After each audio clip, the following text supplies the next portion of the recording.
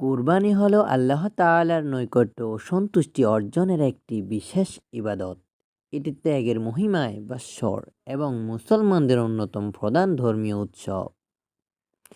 সামর্থ্যবান প্রতিটি মুসলিমের জন্য কোরবানি আদায় করা ওয়াজিব, এবং যেমনি করে মুসলিমদের জন্য এটি ওয়াজিব, আর তেমনি করে কোরবানির পশু রক্ত যেখানে সেখানে ফেলাও পরিবেশ ও স্বাস্থ্যের জন্য অত্যন্ত ক্ষতিকর।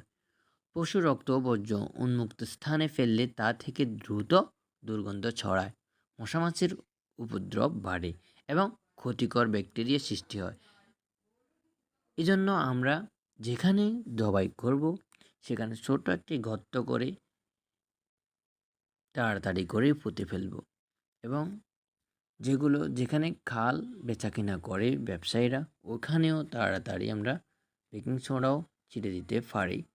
আর অন্যথায় যদি খাল বেচাকেনা না হয় বা অনেকগুলো থেকে যায় ওইখানে দুর্গন্ধ ছড়ায়, তো আমরা ওগুলো ইনশাআল্লাহ ওই একদিনের মধ্যে সম্পূর্ণ সুন্দর করে সাফ করার পরিকল্পনা আগে থেকেই রাখতে হবে।